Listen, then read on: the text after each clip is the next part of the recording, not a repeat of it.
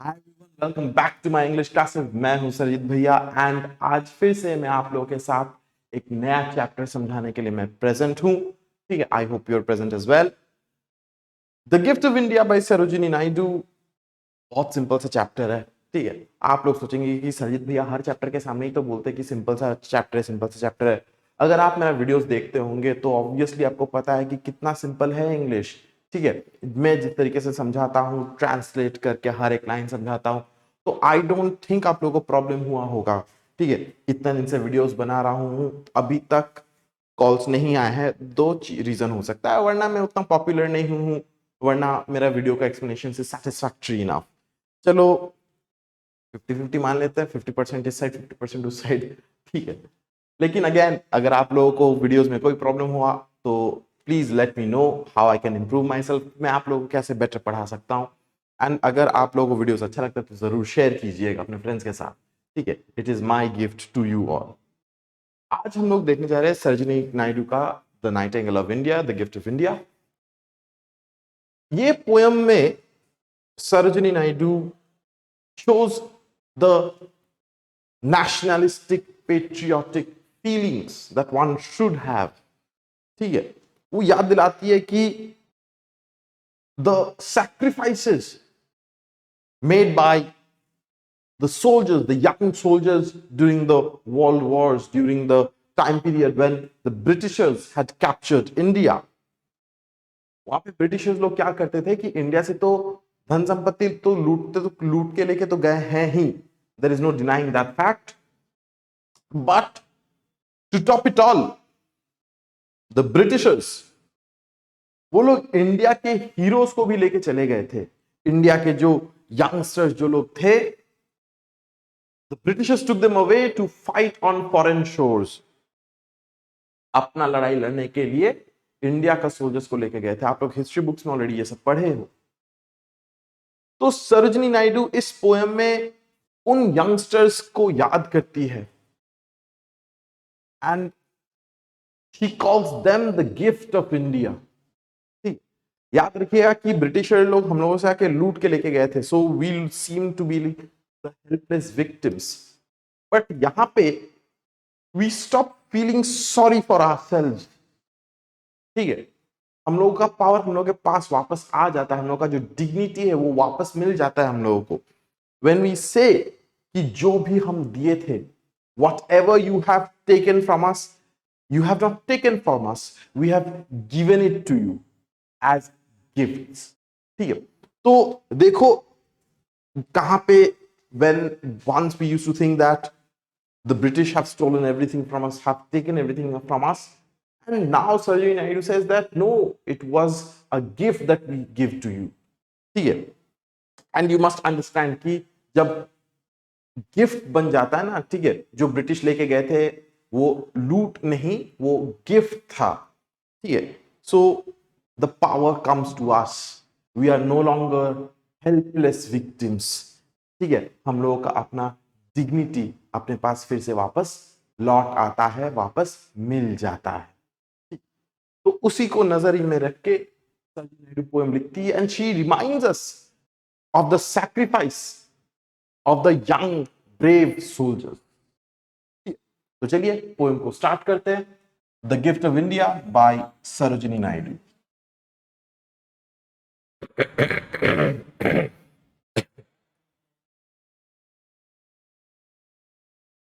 Is there aught you need that my hands withhold? Rich gifts of raiment or grain or gold? तो poet's बोलती है कि ऐसा कुछ था क्या? Is there anything that you needed which my hands withheld? जो मेरे हाथों में था मैंने रिस्ट्रिक्ट कर लिया, मैंने दिया नहीं। रिच गिफ्ट्स, कुछ भी चाहिए तुमको, ऑफ रेमेंट, कपड़ा, ग्रेन, अनाज, गोल्ड, मटेरियल पोजेशंस। ठीक है, ऐसा कुछ भी था क्या? Do you need anything, may it be cloth, may it be food, may it be gold, riches, कुछ भी था कि जो तुमको चाहिए था जो मैंने नहीं दिया। Lo I have flung to the east and west, priceless treasure stone from my breast. तो बोलता है कि look, I have flung to the east and the west। ठीक है, priceless treasures torn from my breast. जो मेरे लिए एकदम प्राइसलेस था, मैं सब कुछ नोच के I have given it away to you. मुझे परवाह नहीं, मैं जस्ट दे दिया तुम लोगों को. ठीक है. She has given them to the Britishers, the foreigners who had captured India, and yielded the sons of my stricken womb to the drumbeats of duty, the sabers of doom. तो सरोजिनी नायडू बोलती है, mother India के perspective से mother India खुद बोलती है actually कि I have given away my children for your cause to fight in your wars. ठीक है. I have given away my children who have given birth. I've given them birth from my own body, my own womb, and sacrificed them to the drumbeats of duty, the sabers of doom. ठीक है. ये दो phrases को ध्यान रखिएगा. Both these phrases refer to the wars जो Britishers fight कर रहे थे during the first world war and the second world war. Indian soldiers को बार बार लेके चले जाया जा रहा था. सिर्फ वर्ल्ड वॉर ही नहीं, बीच में बहुत सारे वॉर्स हुए थे. हर जगह में ब्रिटिशर ने इंडिया का जो ह्यूमन रिसोर्स जो था उसको टैप किया, and they took away India's heroes, India's children to their doom. देखो सेबर्स ऑफ डूम लिखा है ना, signifying that they will not return. It's a hopeless situation. Drum beats of duty, sabres of doom. देखो कैसे negative sense एक आ रहा है, because mother India knows that their children will not return. And truly, जितने ही Indians लोग गए थे उनमें से बहुत जन ही नहीं लौटे थे, मेजॉरिटी नहीं लौटे थे वापस. ठीक है. तो you see this is a sacrifice of a mother. Mother India ने अपने बच्चों को ही सैक्रिफाइस कर दिया for the drum beats of duty, for the sabres of doom. Gathered like pearls in their alien graves, silent they sleep by the Persian waves. तो बोलती है, my children who have gone to fight in your wars, they are gathered like pearls. Comparison क्या जा रहा है? And they are lying in their alien graves. Alien graves मतलब foreign में. Silently they sleep by the Persian waves. Persia के समुद्र के बगल में, on the beaches of Persia, वहां पे मेरे बच्चे लोग मरे पड़े हुए हैं. They are lying in their alien graves in foreign lands. उन लोगों को वापस अपने देश में आने का मौका नहीं मिला. they could not come back to their own home and rest in their mother's lap peacefully. हर इंडियन ही चाहेगा कि अपने देश में आके मरे, अपने देश की मिट्टी में ही मिल जाए, लेकिन मेरे बच्चों को वो मौका नहीं मिला एकदम. Scattered like shells on Egyptian sands, they lie with pale brows and brave broken hands. फिर से कंपैरिजन करती है कि my children are like empty shells. वो बंदूक का गोली का shells जो है, they're scattered on the Egyptian sands, on the deserts of Egypt, and they lie with pale brows and brave broken hands. उन लोगों का पूरा बॉडी म्यूटिलेटेड हो चुका है. It's been destroyed, damaged. Their bodies are just like empty shell. The souls have given up the body. And वो लोग मरे पड़े हुए on Egyptian sands. They are strewn like blossoms mown down by chance on the blood brown meadows of Flanders and France. Flanders, France obviously फिर से जगह का नाम है. फिर से कंपैरिजन क्या जा रहा है कि my children are like blossoms and they have been cut down by chance. By chance मतलब by fate. ठीक है, चांस यहां पे याद रखिएगा, फेट को बोला जा रहा है. ठीक है. Even before my children could enjoy their lives, they are like small blossoms. वो लोग यंग थे, उन लोग अपना जिंदगी देखा ही नहीं ठीक से, लेकिन उससे पहले ही fate has cut them down. And on the meadows of Flanders of France, मेरे बच्चे लोग लड़े हैं, मरे हैं. They have bled on these meadows, and those meadows have become brown, मेरे बच्चों का खून तुम्हारे मिट्टी में मिल गया है, and the world shall always remember their sacrifice, their heroism. देखो इस पैराग्राफ में जो शेबर्स ऑफ डूम बोला गया था ना कि दे विल नॉट रिटर्न, उसी को बोला जा रहा है। इंडियन सोल्जर्स को पर्शिया, इजिप्ट, फ्लैंडर्स, फ्रांस, कहां कहां नहीं लेके जाया गया, just to fight in senseless wars, and all of them, वो बच्चे जो पर्ल्स की तरह थे, जो शेल्स की तरह, जो ब्लॉसम्स की तरह, they're all dead. They're lying on the Egyptian sands. They're all dead. They're not going to return to the motherland, not going to return to their family. They're not going to live till an old age. वो बहुत पहले ही वो लोग मर गए. Can you measure the grief of the tears I weep, or compass the woe of the watch I keep? तो mother India पूछती है कि can you even measure how much it has pained me? मेरे अंदर कितना sadness है, grief है, how much tears I have to weep for my children. Can you even measure that? It is immeasurable. You cannot even compass, you cannot even fathom, you cannot even understand the pain I have to go through when I see my children dying on foreign shores. Mother India is helpless here. वो कुछ नहीं कर पाएगी because her children are far away from her. They're fighting on a foreign land. Mother India can do nothing. वो सिर्फ देखती रह सकती है और कुछ नहीं कर सकती है. She can just pray for the well-being and safety of her children. इसके अलावा और कुछ नहीं कर सकती है. She silently cries for the loss, for the death of her children, or the pride that thrills through my heart's despair, and the hope that comforts the anguish of prayer. वो पूछती है, can you even measure how much proud I am as a mother, even though my heart is filled with despair.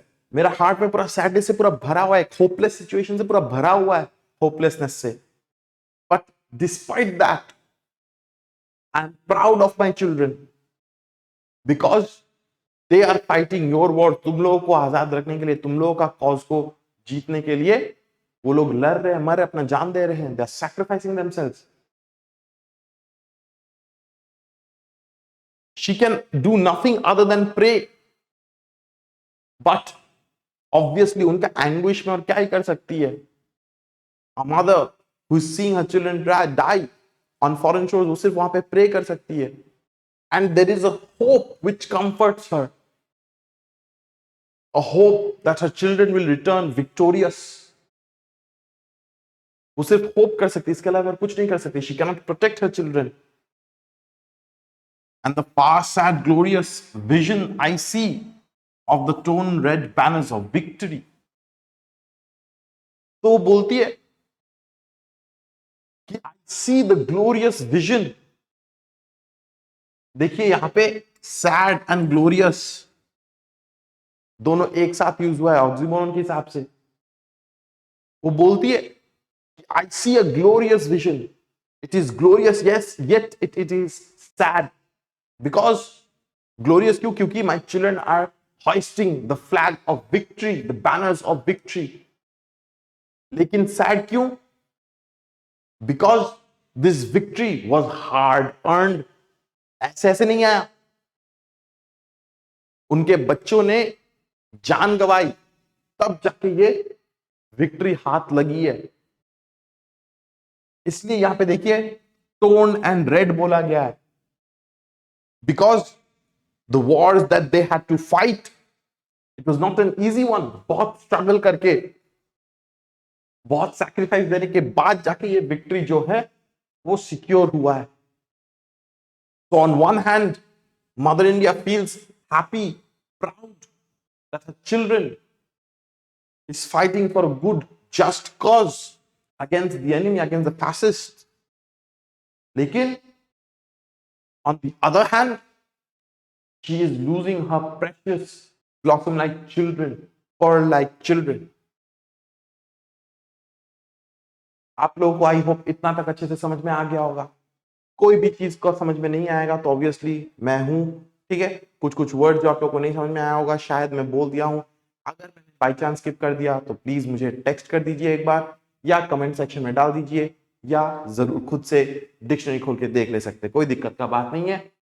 चलिए तो हम लोग last stanza एक बार देख लेते हैं। When the terror and tumult of hate shall cease and life be refashioned on anvils of peace, तो बोलती है कि when the terror and tumult, जब ये भयानक situation, when this war situation will come to an end, when this confusing situation will come to an end, जब नफरत खत्म हो जाएगी, when hate shall cease and life फिर से एक पीस के साइड, माने it will become peaceful once again, it will be refashioned, the world, the countries, the nations will be rebuilt on the anvils of peace, जब peace वापस आ जाएगा, when peace shall return to every nation, and your love shall offer memorial thanks to the comrades who fought in your dauntless ranks, and you honor the deeds of the deathless ones, remember the blood of my martyred sons. तो poet's बोलती है कि when peace comes back to your countries, to your nations, and you will offer memorial thanks to your soldiers, जब तुम अपने देश के soldiers who had fought and died on the battlefield, उन लोगों को जब बड़ा बड़ा memorials खड़ा करोगे, when you will offer them thanks, when you will show them your gratefulness to the comrades who fought in your dauntless ranks, वो लोग brave होके, dauntless मतलब brave without fear, enemy के खिलाफ fight किए थे, they were like comrades, friends in arms. When you will honor the deed of the deathless, आप लोगों के बुक में dauntless है, ध्यान रखिएगा, ठीक है। ये soldiers जो है, even though they have died, they fought bravely, अपने दुश्मनों का सामना किए। वो बोलती कि when you will honor their deeds, when you will honor their sacrifice, when you will remember them, remember the blood of my martyred sons. वो बोलती है कि तुम जब अपने देश के सोल्जर्स को, अपने देश के यंग सोल्जर्स को जब तुम याद करोगे, do not forget my martyred sons, मेरे बच्चे जो तुम्हारे वॉर के लिए अपना जान दे दिए, the children you took away from India, जिनको वापस अपने देश में आके मरने का मौका नहीं मिला, जिनको अपना पूरा जिंदगी एंजॉय करने का मौका नहीं मिला, they could not live their life to the fullest, they were mown down by chance, they were martyred, remember their sacrifice, remember their contribution to your freedom. तो देखिए मदर इंडिया बोलती है कि the sacrifice of my children should not be forgotten. You should also give my martyred son your thanks, your respect. You should honor them. ठीक है, एक गाना है ना, आप लोगों ने सुना ही होगा, ए मेरे वतन के लोगों जरा आंखों में भर लो पानी, जो शहीद हुए हैं उनकी जरा याद करो कुर्बानी। So it's something like that. ठीक है, सेम थीम में ही आ जा रहा है कि my children, उनको याद रखना, they were the gifts that I have given away to you, along with raiment, grain, gold, जो भी मांगा था मैंने सब कुछ दे दिया, and मेरे बच्चे जो हैं, I give and sacrifice them to you. देखो इस पोएम के थ्रू से सरोजिनी नायडू हम लोगों के अंदर एक नेशनलिस्टिक फीलिंग ग्रो कराने का कोशिश करती है।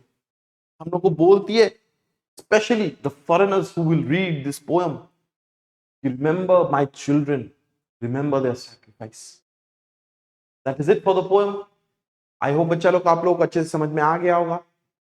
कोई भी प्रॉब्लम अगर हुआ तो ऑब्वियसली मेरे को बोलिएगा, भाई I will always be there for you. That is it for the video. Take care, tata, bye bye, see you in the next class.